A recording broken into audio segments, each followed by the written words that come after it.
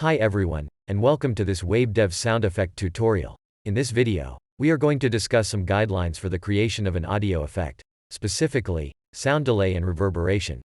This is the first of a series of videos dedicated to the development of this kind of project in a practical and intuitive way.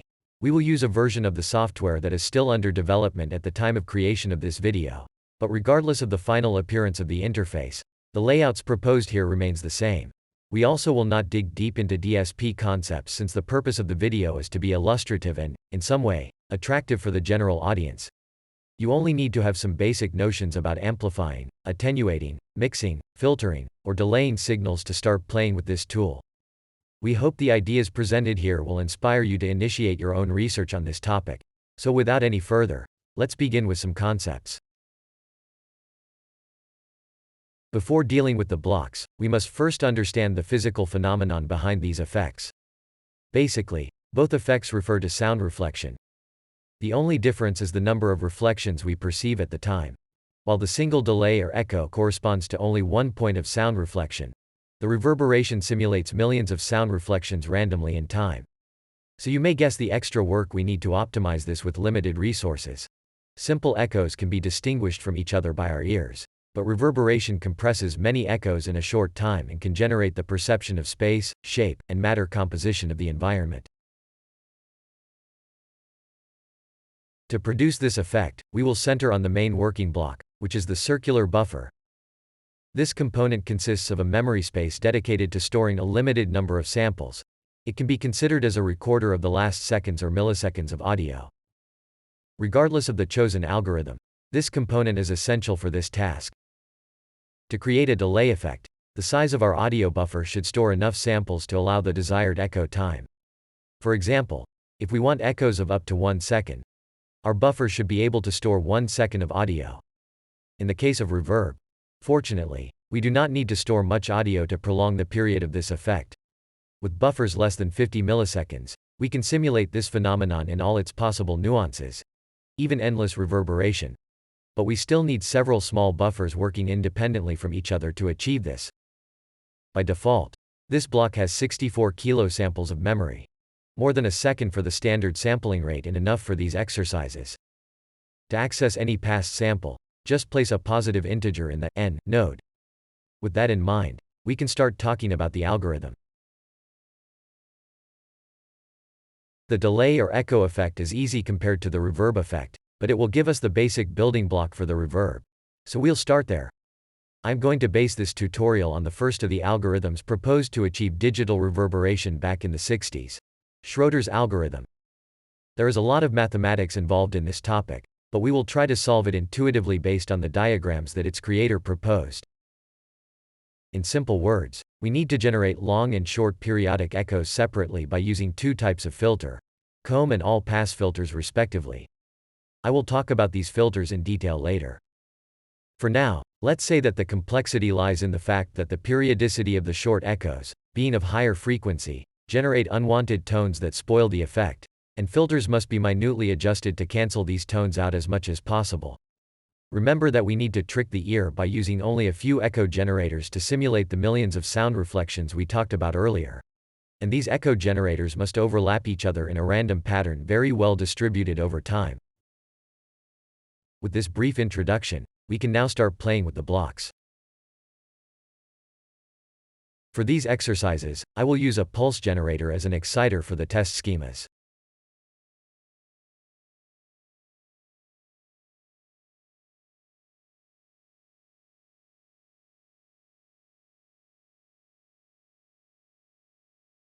The amplitude is irrelevant for now. We will focus only on the frequency or the period. The impulse is the simplest of signals. It is commonly used to check the response of different systems, regardless of the complexity or duration of the input signals. All explanations apply to all cases. The impulse can be replaced by any other elaborated sound. At the end of this section, I will do a test with real audio samples. So we start with the basic configuration, the single delay.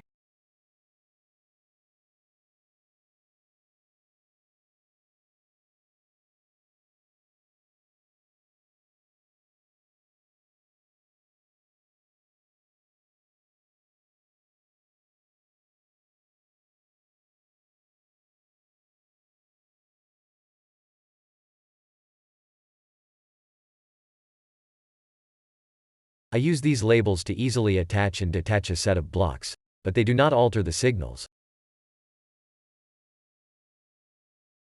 We can see that the original pulse goes straight to the output plus a delayed copy of it, so we simulate only one reflection.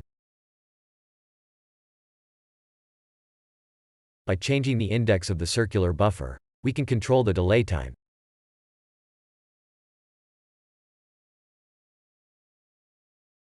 Since both pulses have the same magnitude, the oscilloscope cannot distinguish which is the first pulse to sync with. It alternates both cases. That's why we see this flickering.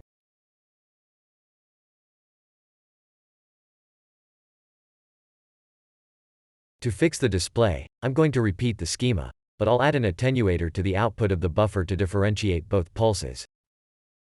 We achieve this with a normalized variable and a multiplier.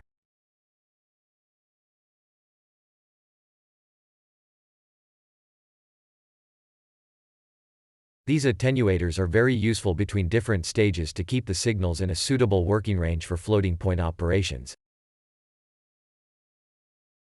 After reducing a delayed signal, the oscilloscope can now differentiate the pulses and lock to one of them, keeping the display stable.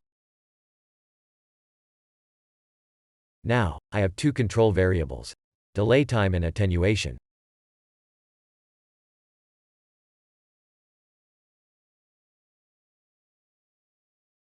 This is a basic configuration of the comb filter. Technically, it is a filter since we can use it to kill frequencies, but it works as such for a small range of the index. With high index values, it works as a genuine echo effect, far from its purpose as a filter.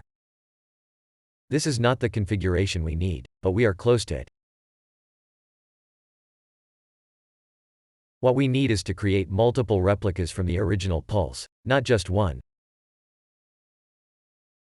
And to achieve this, we have to return part of the signal to the input of the buffer.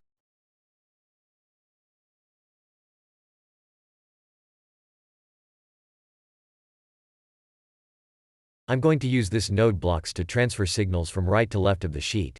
The nodes are automatically enumerated.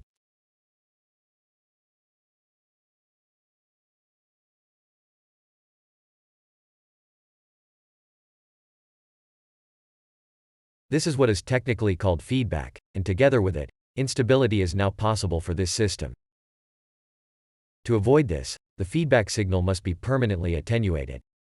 By keeping this variable within 0 and 1, we ensure that the filter will work in a stable condition.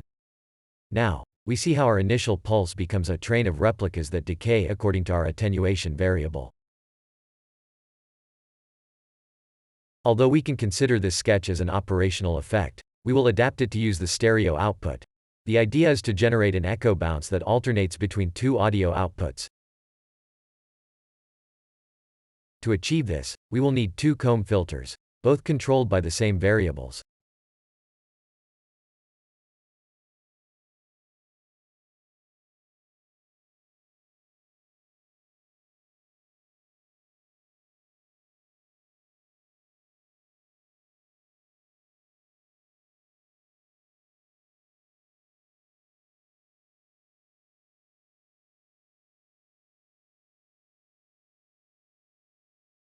We are going to swap their feedback signal so that the initial pulse jumps from one branch to another.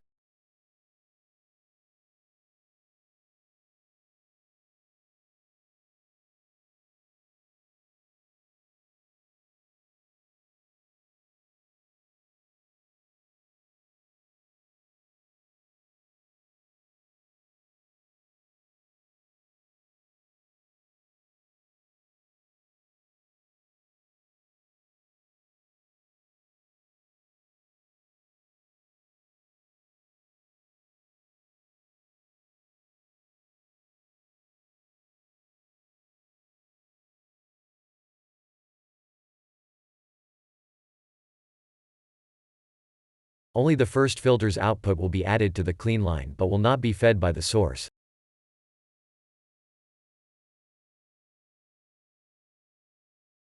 It is the second filter that directly receives the input signal and gives us the second channel for our stereo output.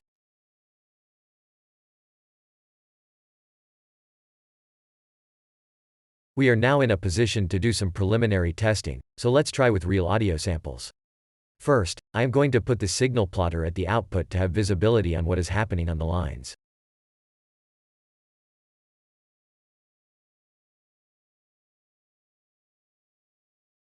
And I'm going to send both lines to the stereo output.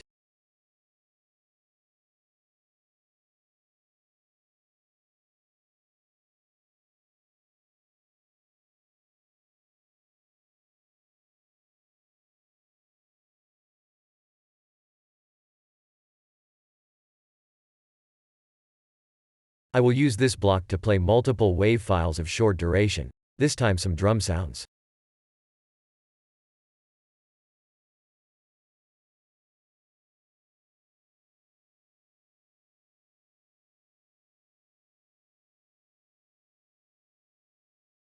Let's name these variables to facilitate their identification.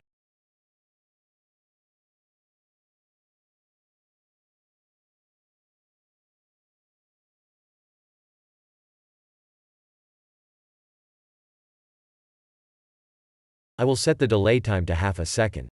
That is equal to half the sampling time.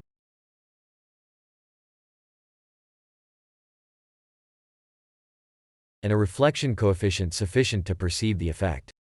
Remember that close to 1 means less attenuation. Therefore the echo takes longer to dissipate.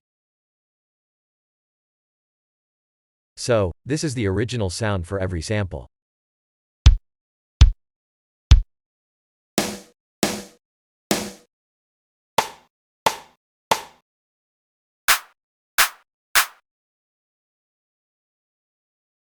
And this is the result of the effect we produce.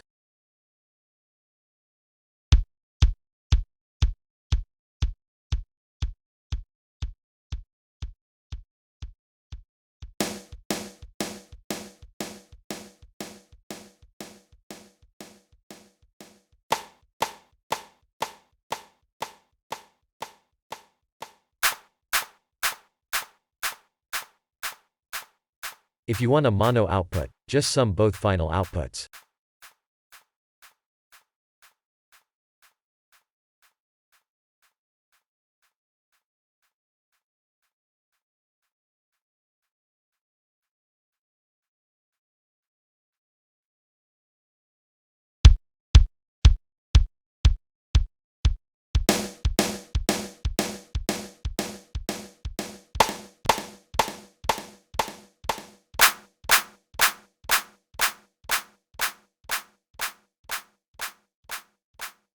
This variable is not comfortable to manage because it represents a number of samples and not time, so I'm going to set up a delay controller in milliseconds.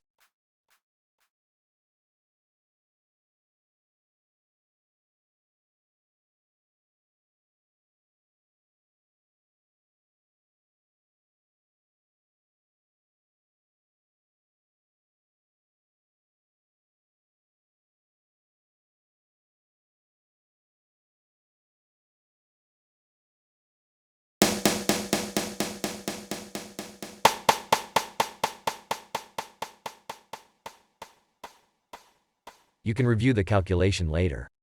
I just want to point out that, to perform this calculation, you will have to access the value of the sampling frequency, which is specified herein in the configuration menu.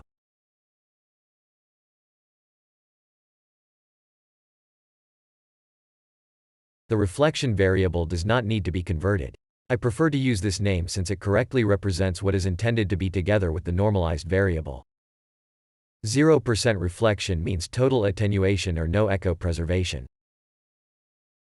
And 100% reflection means no attenuation or complete echo preservation. So, with this structure, our effect is almost complete. We need to define a variable to enable or disable the effect.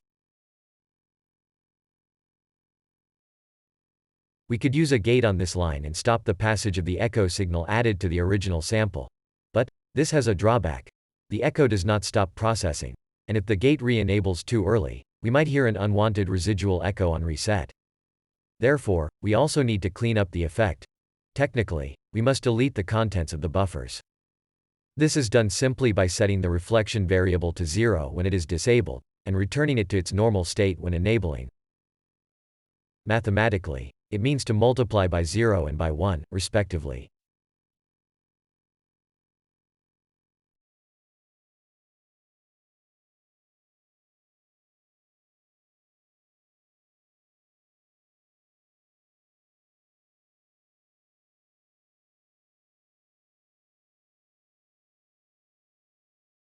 I'm going to put a simple button here to generate both states easily.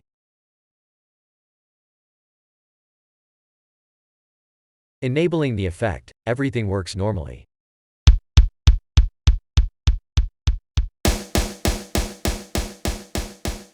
By disabling the effect, it does what is expected.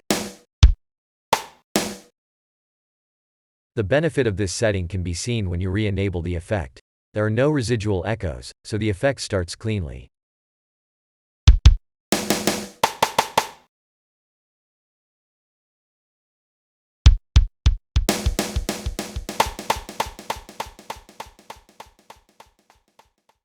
If I put gates only on the outputs, the reset is not clean.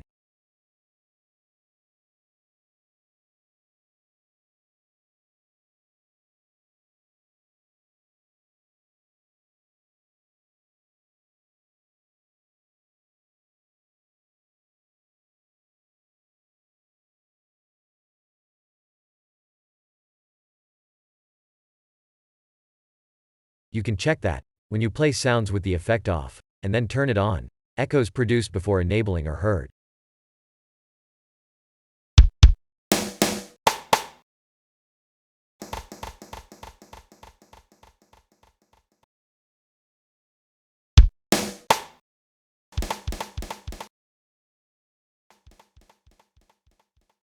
And this of course is not what is desired. A suitable place for a gate would be this line, since here we can disable the effect in a special way. We can somehow suppress the echo temporarily without cancelling the echoes generated before deactivation. So I will include it as the last functionality for this effect. I will add another test button plus the multiplexer as a gate.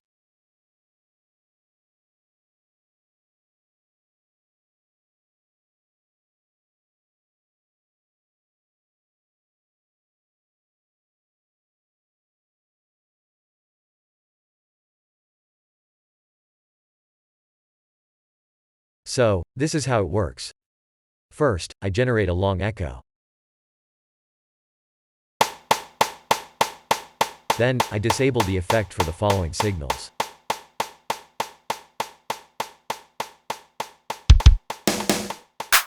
And you can notice that no more echoes are produced for new sounds, but the previous long echo is still running. This way, I can be selective in choosing which signals to process and which not. I think we are ready with this effect. Now, I am going to create the external nodes to be able to call this scheme and use it from other projects. In total, there will be 5 input nodes and 3 output nodes.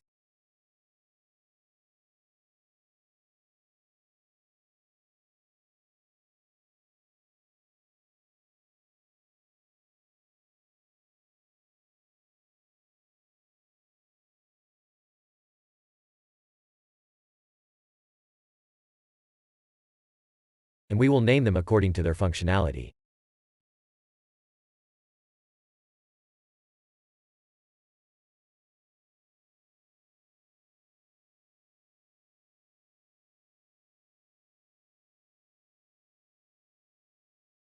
The control variables can be now replaced by these nodes. We are going to set them up again outside this schema.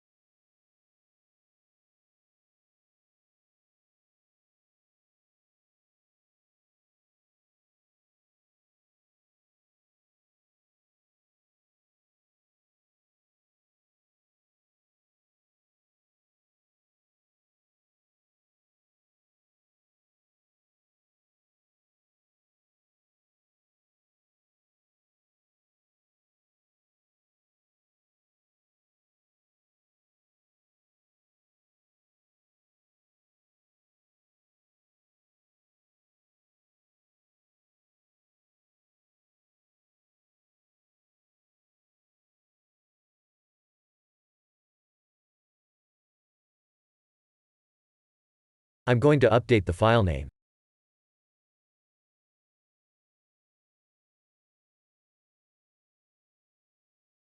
Save the changes, and we are ready to go. Within a new sheet, we use this block to call the created file, and join the same control variables we used earlier.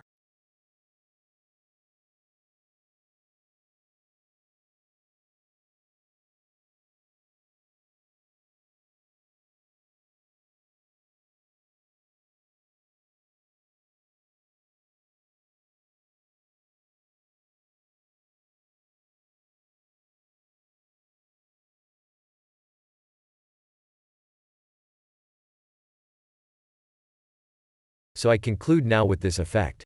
It is highly recommended that you save your schematics in separate files so that you can include them in future projects. You can call a scheme as many times as you need.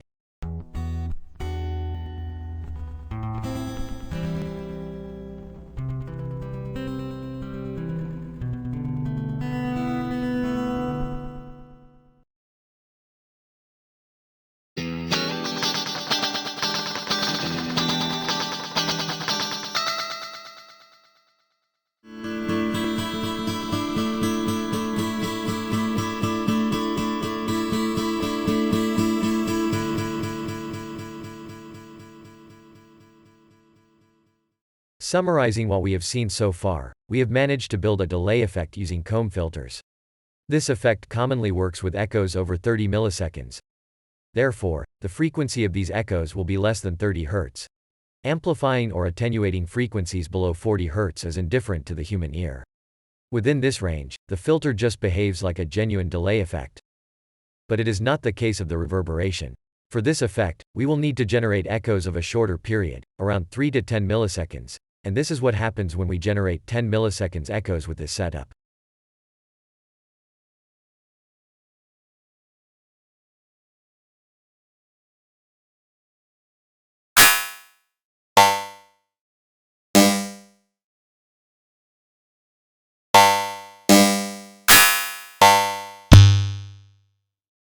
You can notice that the comb filter starts to behave as such, amplifying certain frequencies and attenuating others that are in the range audible by the ear, resulting in that ring sound or metallic tone.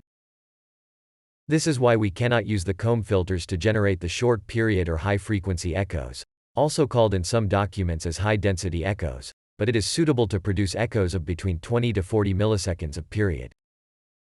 Although these values are not a rule, we will use them as a reference for this exercise. When we talk about long and short period echoes, it means that this particular algorithm cannot solve the problem using only the comb filter. There is a frequency limit where this filter begins to harm the audio mix. Therefore, it must be complemented with another type of filter capable of generating those short high-density echoes in a cleaner way. But these margins are relative to the number of buffers used, layout, and delay values. So, before we start with the blank sheet, let's go back to the comb filter structure. Since we will use this setup several times, the logical thing is to bring it up to a single scheme file to reuse it.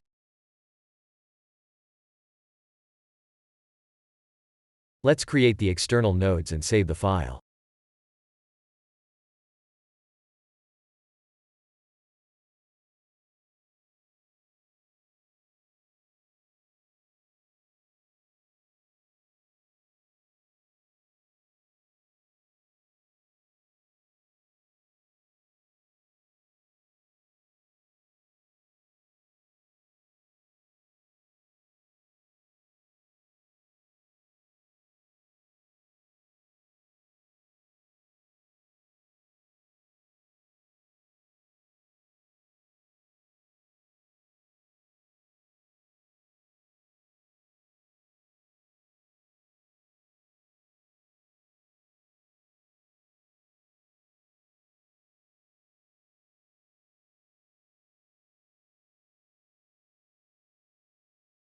Now, since we will connect this filter in parallel and some multiple outputs, I will take out the direct line since it is considered a redundant signal.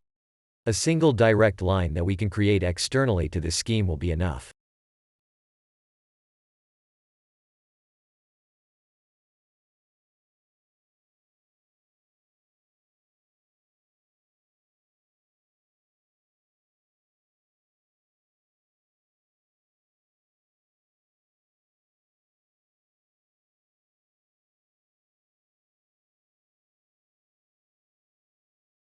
So we start with the first stage, 5 parallel comb filters.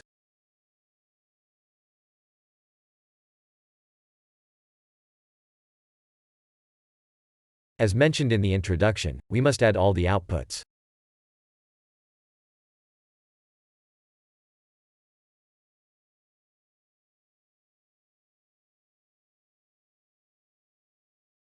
I will put an attenuator here to regulate a possible excessive signal.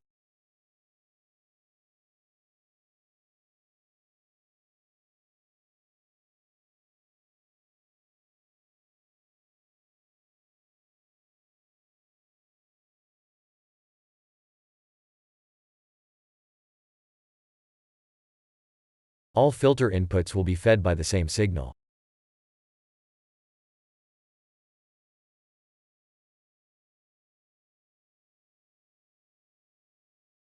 Since the comb filters are responsible for generating the long-duration echoes, those will define the amount of total reflection of the effect.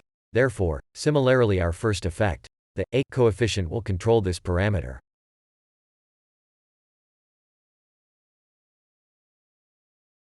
I will join the same control variable to all these nodes.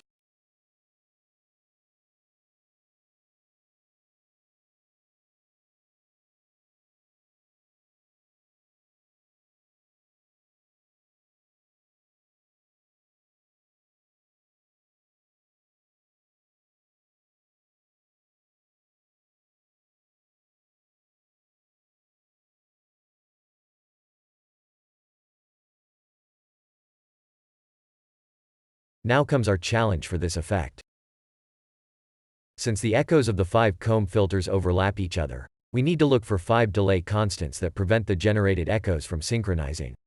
In simple words, we must prevent 2 or more echoes from playing at the same time with regularly. When you excite this structure with a single pulse, the distribution of the echoes must generate a fuzzy pattern that is very similar to white noise.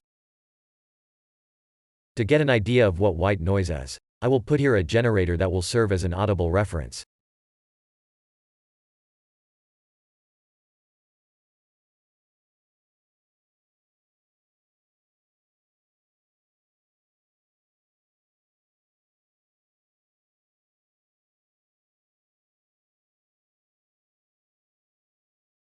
When we listen to genuine noise, we are unable to identify any tone.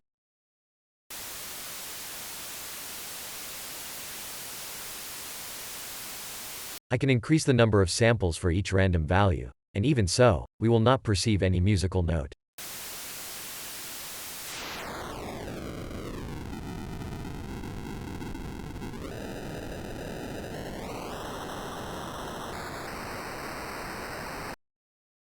I will use this signal later to compare it with the results.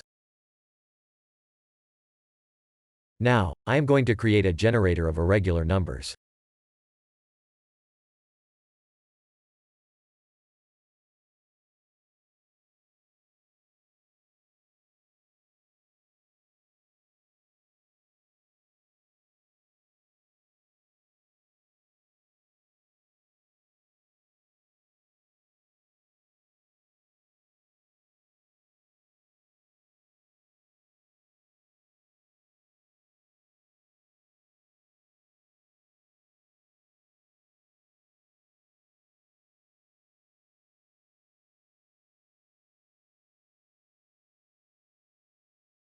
The idea is that through one initial variable and one proportional variable I generate all coefficients that I need. This will be the structure of the coefficient generator for this tutorial. The mode of operation is quite simple. The generated numbers are incremental, but they do not maintain the same proportion respecting the seed variable.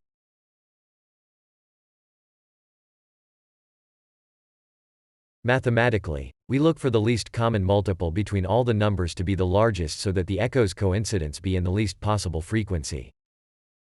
We just have to define the first delay constant, and then with the adjustment we generate the rest.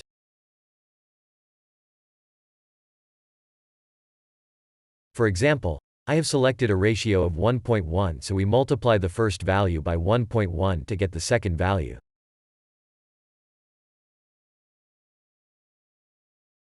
Then, we multiply the second value by 1.1 to get the third value. And so on.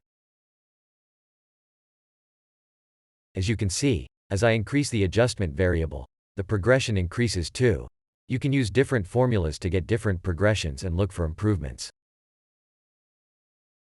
So let's join this structure with the comb filters.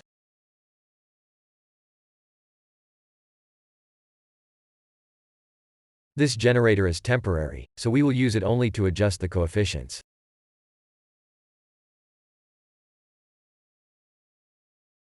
Once found, you replace these lines with simple constants. Only copy the integer part of these numbers since the buffers ignore fractionals.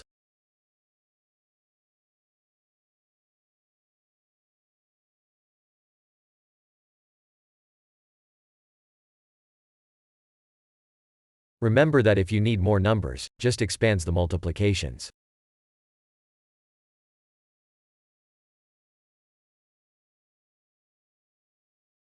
I think we are now in a position to test this segment and understand with sounds what we have talked about so far.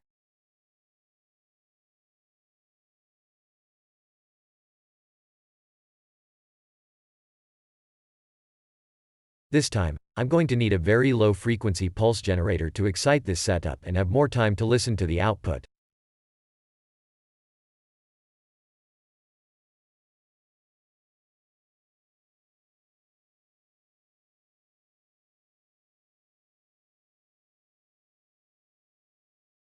The pulse generator that I used previously is not made for low frequencies.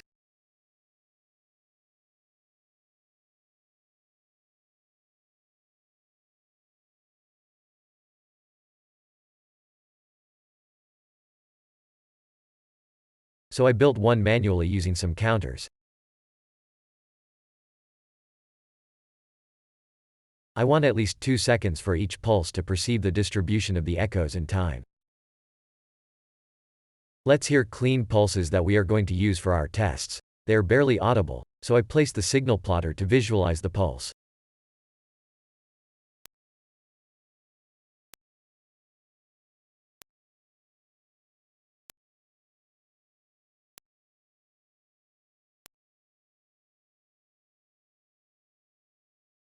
I'm going to set some defaults and place the oscilloscope at the output.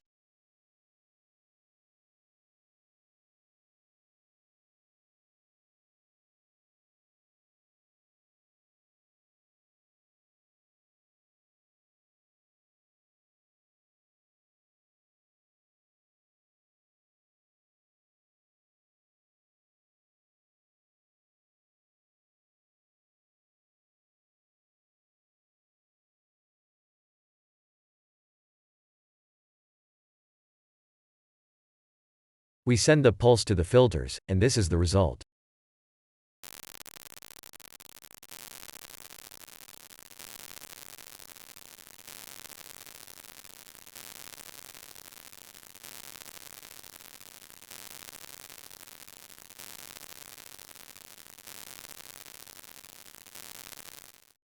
These are the desynchronized echoes we talked about earlier. This pattern may look random now, but it's not. Since all the individual filters generate a periodic echo, the sum of all will still result in a periodic signal, but the coefficient sizes are large enough to make all the echoes coincide at a low and imperceptible frequency. If we decrease the coefficients, the frequency of this signal will increase and tones will be perceptible to our ears.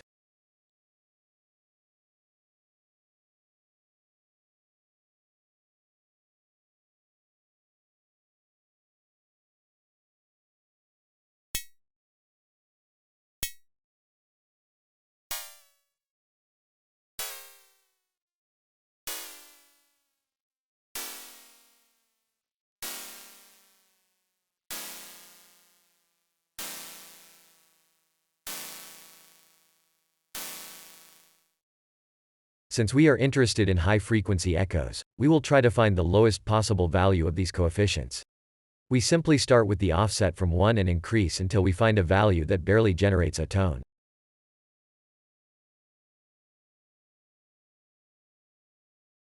I'll leave the adjustment variable untouched, and we'll get back to it shortly.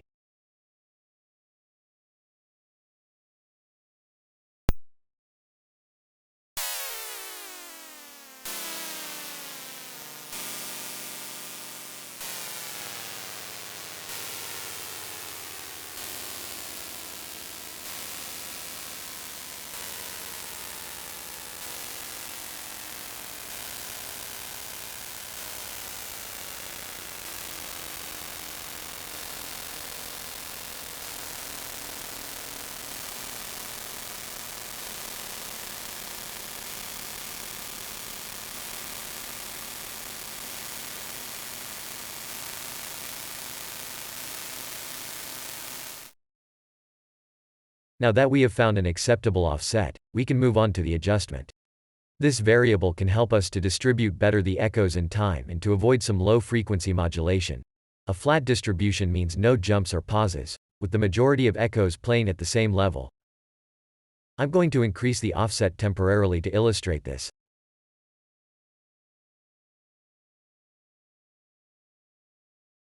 I'm also going to increase the speed of the pulses for a while. It doesn't matter the artificial tone we hear. Just focus on the background white noise. This is an example of the low-frequency modulation that we want to avoid.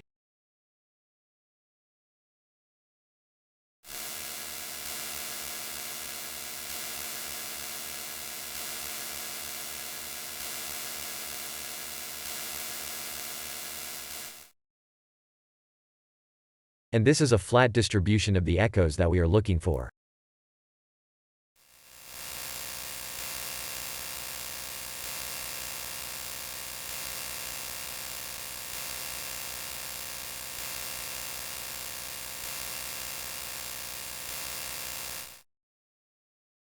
Here, I chose another value that reduces the low-frequency modulation quite well. But it is not the only value that does the job. There are more. Like any periodic system, the useful values are cyclical within the available range, and this is not necessarily the optimal value, but it is a first approximation and a good starting point. We may have to make adjustments after putting everything together. Now, I'm going to restore our offset and the initial speed of the pulses, and we will listen once again to the distribution of the echoes.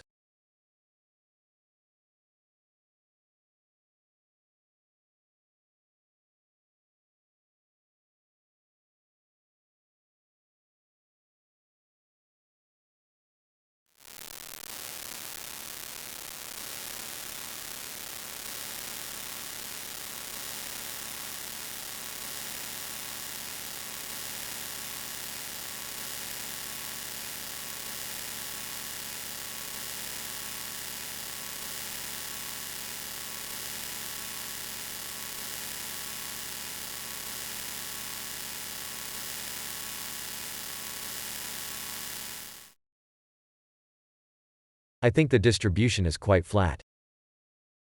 I used a high reflection coefficient to prolong the propagation and have more time to listen, but I did not detect any disturbance of the echoes. Although after a while a slight tone appeared. This is because we are exciting the system with a pulse train. And this periodic signal will inevitably generate echoes of regular intervals that will be amplified, resulting in that slight tone.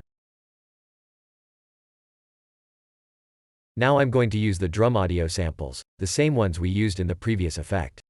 But first, I'm going to try a guitar sample, a sound without high-frequency components.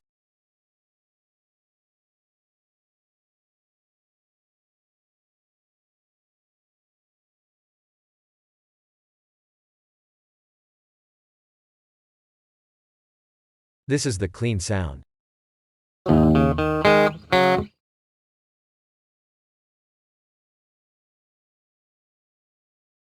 And this is the processed sound.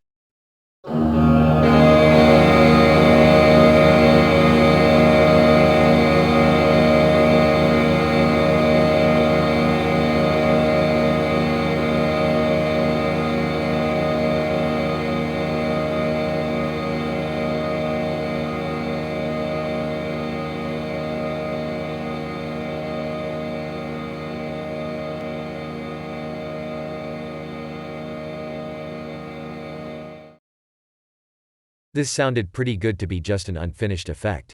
But we know that there are still many echoes to fill. The reason it sounded nice was because being a long-duration sample, the lack of echoes was hidden by the sample itself. But that will not happen with the drum samples. Here, the lack of echoes to cover the high-frequency components of these short-duration samples will become evident. I will play the original sample first, and then the processed one.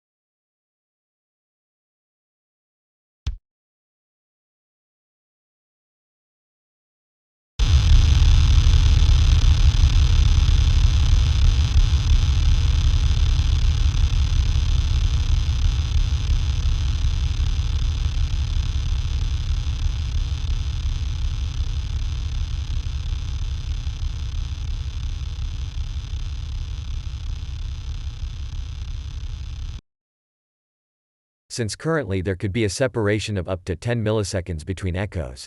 This generates abrupt transitions in each echo, which are triggered by the high-frequency components, resulting in those random sound spikes. That is the reason why we need to generate high-density echoes that cover those 10 milliseconds of echo absence in order to smooth the transitions, whatever the frequency of the input signal is. If I mix the guitar sample and the dry kick sample, this happens.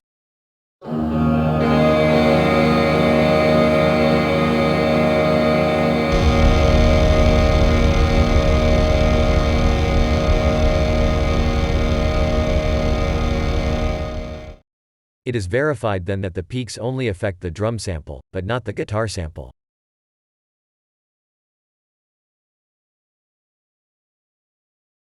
So, we are ready now to continue with the next stage and get the missing echoes.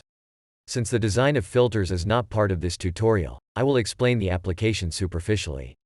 On the net, you can find a lot of information about digital filters, from block diagrams to mathematical equations, and there will always be different options to implement the same filter. This time, I am going to show you two versions of the all-pass filter. The first version is the one originally proposed by Schroeder. This is the diagram exposed in his journal. And this is the implementation in WAVEDEV.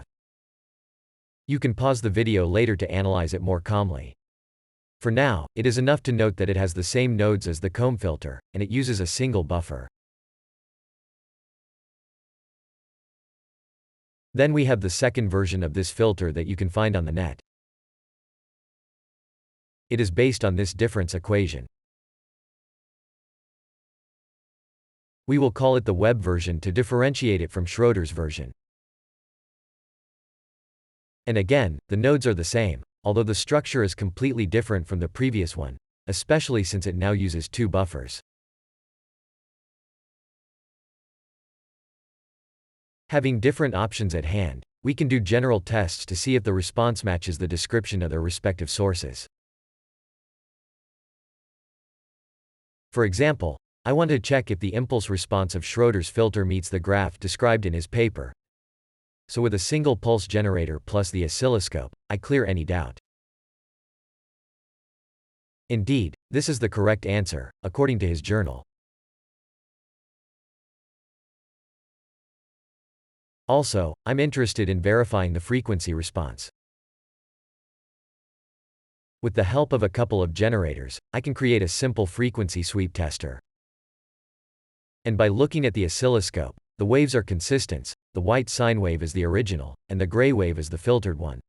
You can see the phase shift of the gray wave regarding the original as the frequency increases, without any amplification or attenuation, matching the all-pass filter definition.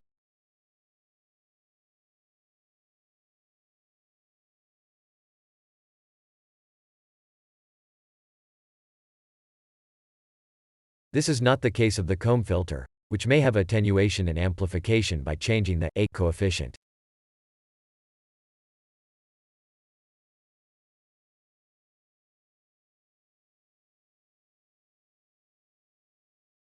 The web version of the all-pass filter also has a compatible response, with slight differences regarding Schroeder's filter. With these simple tests, you can make comparisons and check the consistency of the documentation in global terms. In this case, we conclude that both structures found for the all-pass filter are real candidates for our application. And we didn't require a deep understanding of the theory behind the development of these structures, we just make use of them. So, we must now choose one of the two options for the all-pass filter that we will use. In honor of Schroeder, I will keep the same line. If optimization is paramount, it is clear that the second version is discarded since it consumes more resources by using two buffers. Anyway, I'm going to include both filters in the project so you can do tests and see for yourself if there is any difference. Continuing with this stage, we proceed to join the blocks. A series topology means connecting the output of each filter with the input of the next one.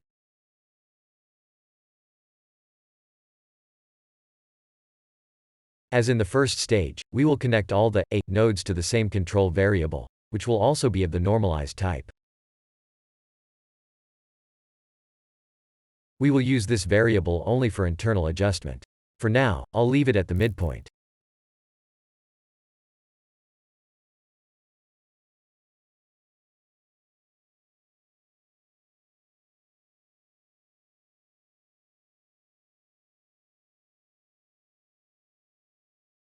Next, we must specify new delay coefficients. So as you can guess, we will use another asymmetric number generator here.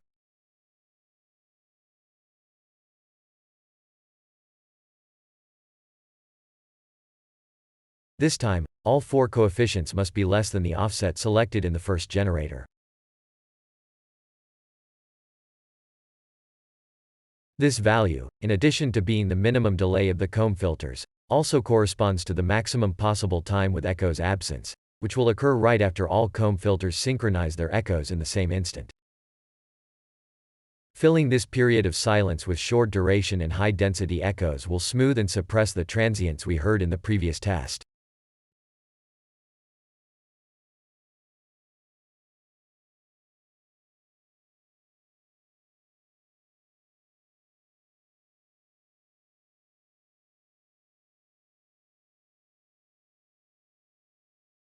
I'll set these defaults, which give a pretty decent result. But they are not necessarily optimal. Some signals may still reveal flaws with this setting. You should test different audio samples to look for imperfections and use this as a reference for future corrections. Still, these values are a good starting point. Don't forget the good practice of adding an attenuator to the output of each processing stage.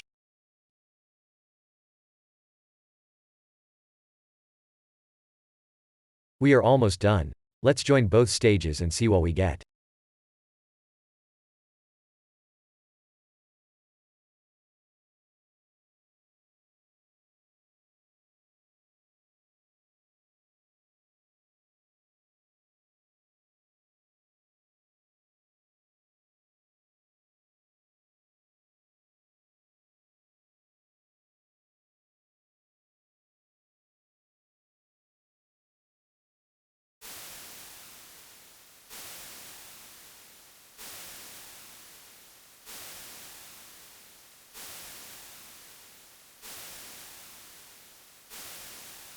This matches the white noise reference.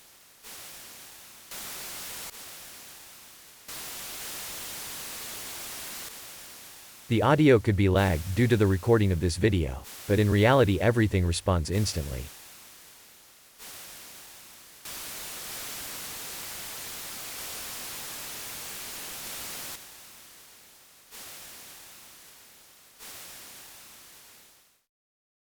Before doing tests with the audio samples, I am going to place 2 additional control variables: the dry, wet and output level control.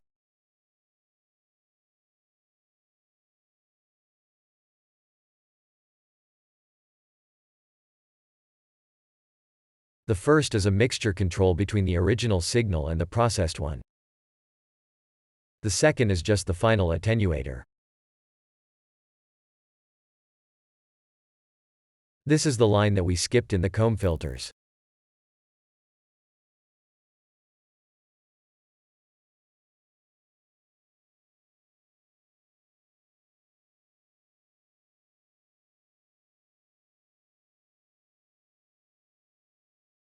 The level of the processed signal must be reduced since the filters have amplified it. And we need to balance it with the clean line to improve the responsiveness of this control variable.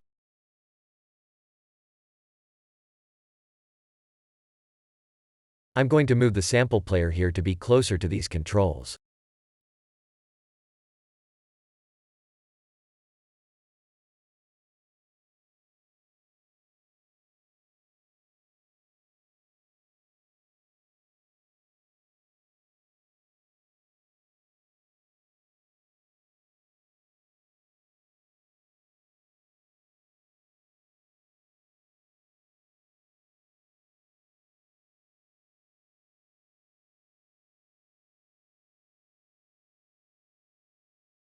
Let's hear the clean samples one more time and then the operation of the effect.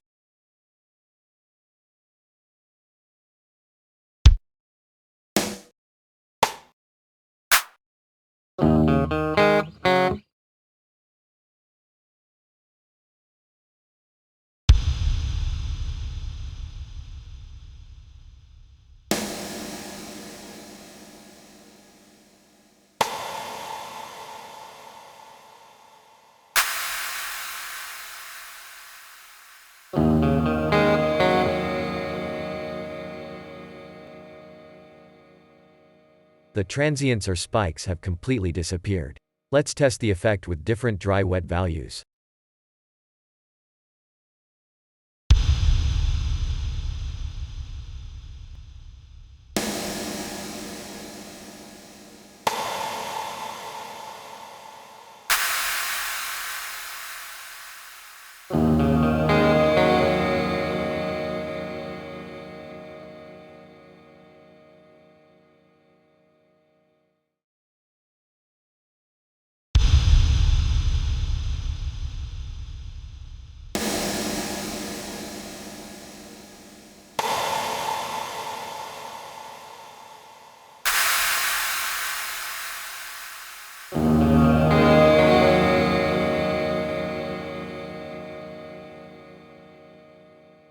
How would endless reverberation sound?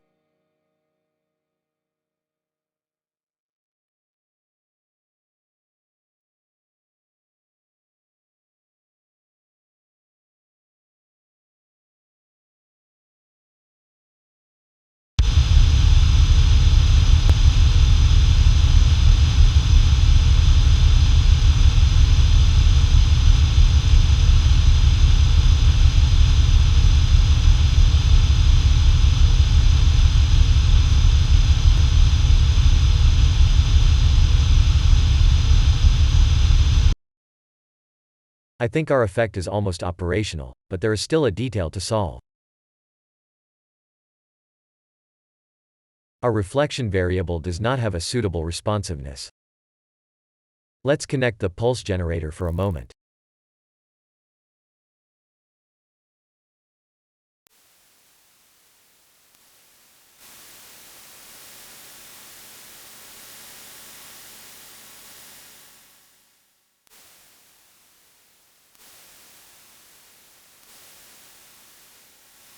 This control variable has a nonlinear response. And this means that a large portion of the bar has little impact on the effect, while a small portion generates most of the reflection values we are interested in. I am going to change the value while we compare the duration of the echo decay.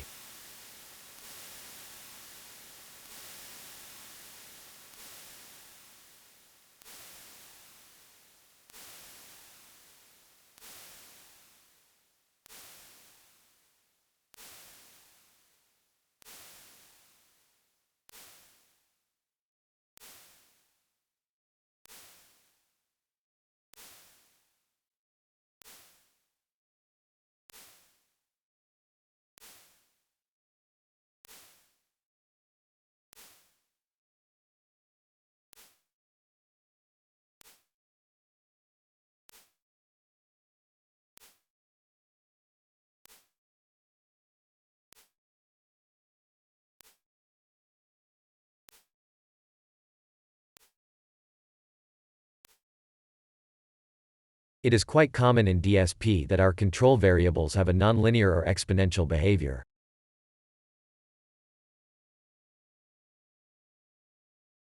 And this is a good example. The response curve of the reflection variable has this shape. Here, we can see that control values close to 1 become extremely sensitive and uncomfortable to handle. To solve this issue, there are two functions available to linearize this behavior: increasing and decreasing exponential. These functions can help you get a constant sensitivity.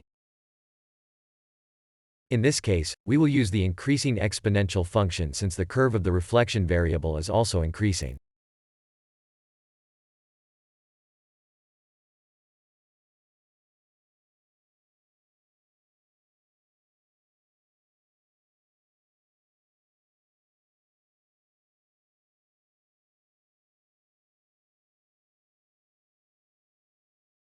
Now you can see the conversion of this value to this other value.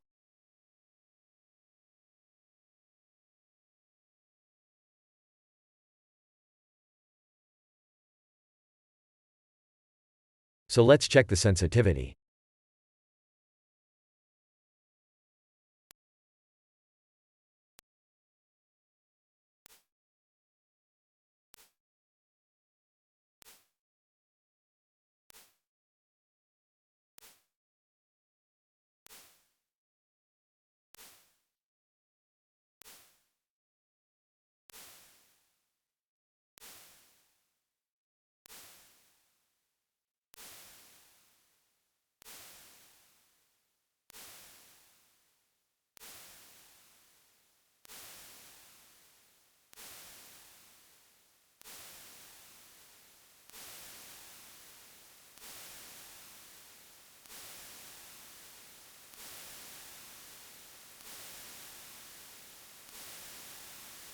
there is an improvement in the distribution. Unfortunately, this function never reaches the value 1. Therefore, this would be the new maximum value of the reflection variable, which is equivalent to this amount of echo.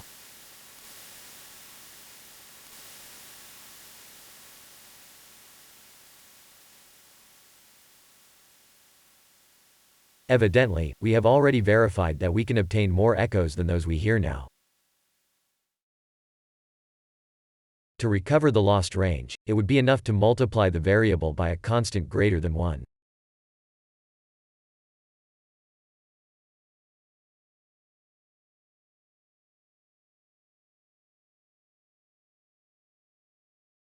In the same way as the previous effect, the enabling and disabling control goes together with the reflection variable, so I'll put it now.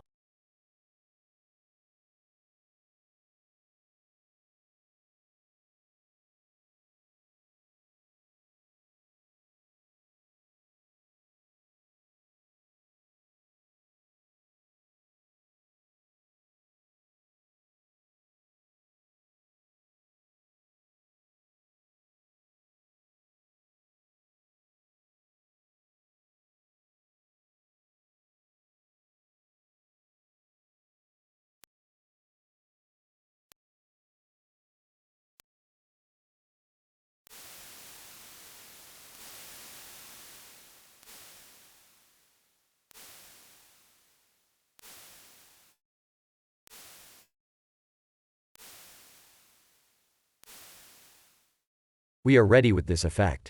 Before doing the final tests, I'll replace everything with constants and create the external nodes to encapsulate this schema.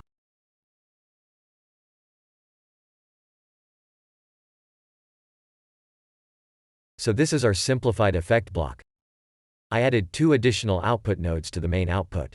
The clean audio output, which is simply the original signal,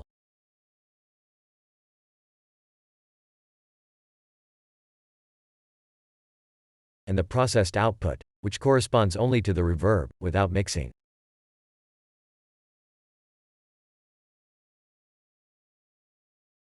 The idea behind this is to use separate signals for further processing. For example, we can use some filter to color the reverb or create multiple channels from one to generate a surround sound. Although this could be part of a future tutorial.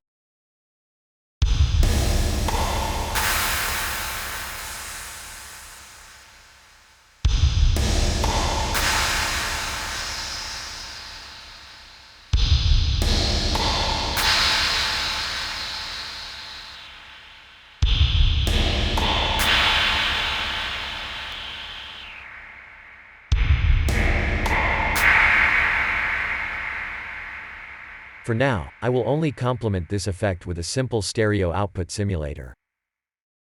So I'm going to show you a quick and cheap method to achieve this from a single audio source.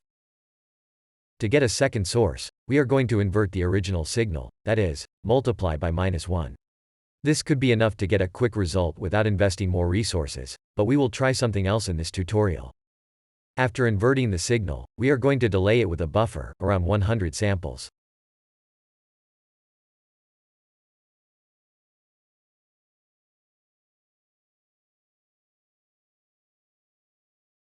This delayed signal could be perceived lower when listening to both signals, so I'm going to amplify a bit to compensate.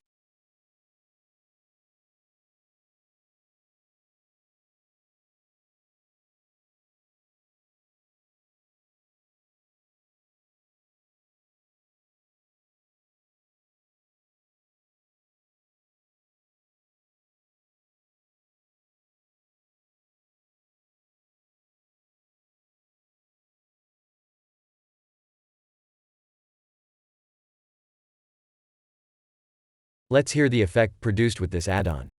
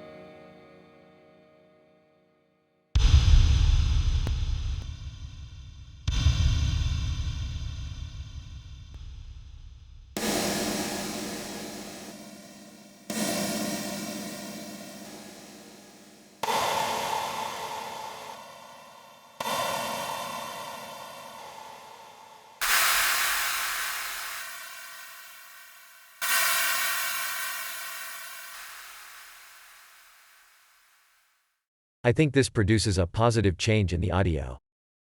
Let's try something more elaborate. I'm going to put another buffer on the direct line.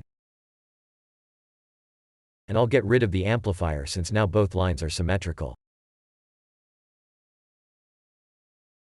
But this time, I'm going to control the delay by a low-frequency oscillator, which will smoothly toggle both buffers at opposite delay values.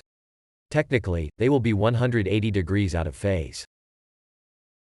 You can see the dynamic delay values here and hear the effect.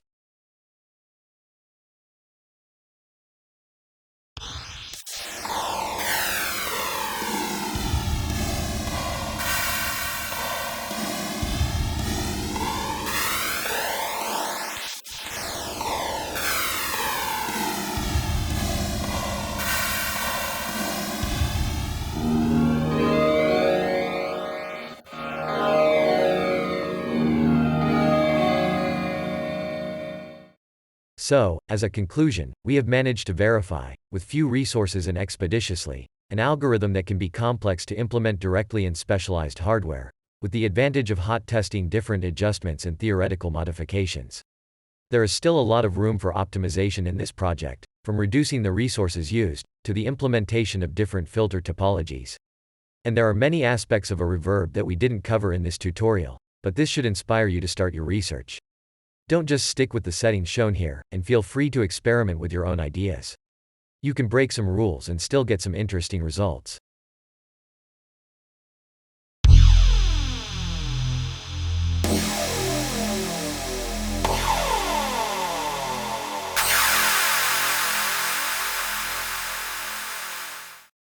There are endless possibilities with digital signal processing, and research is guaranteed.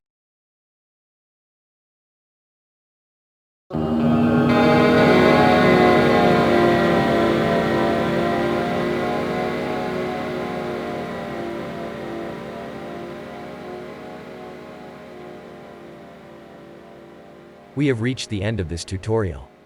I hope that this presentation has been useful and pleasant for you. If you want to know more about the signal processing software and keep an eye out for new projects, please consider subscribing to the channel. Thanks for watching.